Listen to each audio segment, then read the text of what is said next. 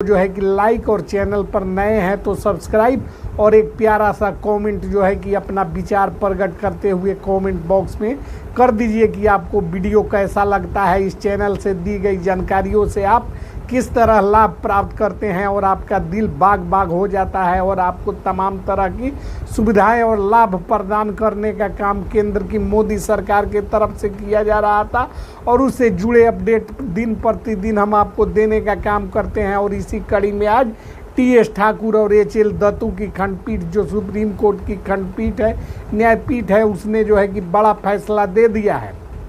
तो खबरों में बने रहिएगा, आपको जो है कि खबरें बताते हैं। EPS 95 पेंशन को लेकर प्रधानमंत्री नरेंद्र मोदी कमांडर अशोक रावत से मुलाकात कर चुके हैं। साथ ही साथ भारतीय मजदूर संघ के प्रतिनिधियों से भी प्रधानमंत्री नरेंद्र मोदी मुलाकात कर रहे हैं।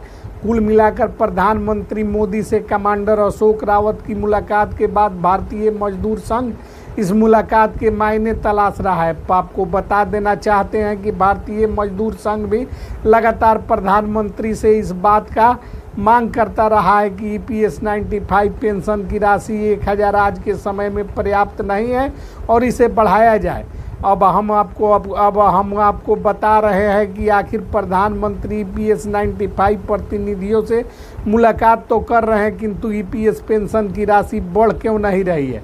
इसी बीच जो है कि TL ठाकुर और एच.एल. दत्तू की खंडपीठ का फैसला आया है, जो कि मामला न्यायालय में भी समानांतर चल रहा था और प्रधानमंत्री मोदी की सरकार के फैसलों के विरुद्ध जो है कि कुछ लोग EPS 95 पेंशन बढ़ोतरी को लेकर जो है कि सुप्रीम कोर्ट का रुख किए थे, जिसके संबंध में सुप्रीम कोर्ट ने बड़ा फैसला दिया है। और इस फैसले को लेकर प्रधानमंत्री मोदी के कार्यालय PMO को स्पष्टीकरण जारी किया गया है। पूछा गया है कि कब जो है कि वृद्धि करके आप जो है कि सूचित करने का काम कर रहे हैं। EPS 95 पेंशन वृद्धि की प्रक्रिया पूर्ण कर जो है कि कृत कार्यवाही से अवगत कराने का आदेश सुप्रीम कोर्ट के न्यायपीठ TS ठाकुर और एच.एल. दत्तू की खंडपीठ के द्वारा PMO को दिया गया है। इस कड़ी में हम आपको बता दें कि पेंशन वृद्धि जो है नहीं हो पा रही थी।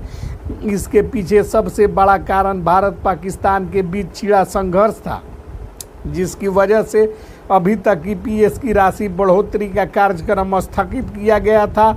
और आप सभी जानते हैं कि सारा देश इस वक्त भारत पाकिस्तान संघर्ष के जो है कि उलझा हुआ है और EPS 95 या किसी अन्य योजनाओं की मंजूरी अभी नहीं हो पा रही थी, किंतु प्रधानमंत्री मोदी ने स्वयं कमांडर अशोक रावत को यह आश्वासन दिया है, जैसे ही स्थिति समान हो जाएगा वैसे ही प्रधानमंत्री स्वयं इस मामले का निष्पादन कर देंगे। कैप्टन अशोक रावत भी यह भी कह रहे हैं कि EPS 95 की राशि 7500 और DA मिलेंगे, साथ ही पति पत्नी को आजीवन मुफ्त मेडिकल सुविधा मिलेंगे।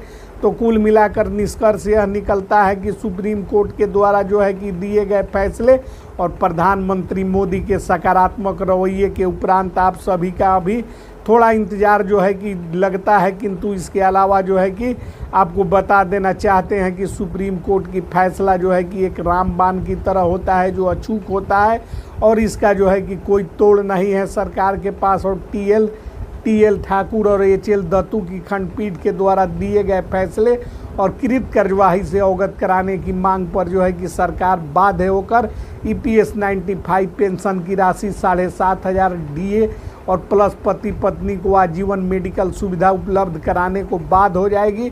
और प्रधानमंत्री नरेंद्र मोदी स्वयं जो है कि कैप्टन साहब से मिलकर आश्वस्त कर चुके हैं। तो इस कड़ी में पेंशन बढ़ना तय हो चुका है, क्योंकि वे लोग कह रहे हैं कि EPS 95 की राशि बढ़ेगी और आप सभी जानते हैं कि 7500 रुपये मिलेंगे, साथ ही साथ आपको DA मिलेंगे और मेडिकल सुविधा मुफ्त पति पत्नी को मिलेंगे। तो यह सारी कार्यवाही केंद्र सरकार में लंबित थी, जो भारत पाकिस्तान युद्ध की वजह से स्थगित कर दिया गया था, किंतु सुप्रीम कोर्ट ने इसे हवा देते हुए अपने फैसले में सरकार को कृत कार्यवाही से अवगत कराने की मांग कर दी है, जिसके बाद सरकार की बाध्यता है कि EPS 95 पेंशन की राशि को 7500 करे, प्लस जो है कि मेडिकल सुविधा और DA उपलब्ध कराए। तो इस संबंध में आपके क्या विचार हैं सुप्रीम कोर्ट के इस फैसले पर? आप सुप्रीम कोर्ट को क्या धन्यवाद ज्ञापित करना चाहते हैं? कमेंट में जो है कि अपने विचार प्रकट कीजिए और आप बताइए कि सुप्रीम कोर्ट का यह फैसला ईपीएस पेंशनधारियों के लिए मील का पत्थर साबित होने जा रहा है और तमाम ईपीएस 95 के पेंशन धारक आजीवन सुप्रीम कोर्ट के इस फैसले के लिए धन्यवाद के पात्र रहेंगे, क्योंकि सरकार जो है कि थोड़ी आनाकानी कर रही थी, किंतु एन वक्त पर टीएस ठाकुर और एचएल दत्तू की खंडपीठ के द्वारा यह महत्वपूर्ण फैसला दिया जाना देश हित में है। गरीबी उन्मूलन के कार्यक्रमों को लागू करवाने के दिशा में एक बड़ा कदम है, एक बड़ी पहल है जो सरकार को इस चीज़ के लिए बाध्य करेगी कि वह ईपीएस 95 पेंशनरों का हक उन्हें मुहैया कराए।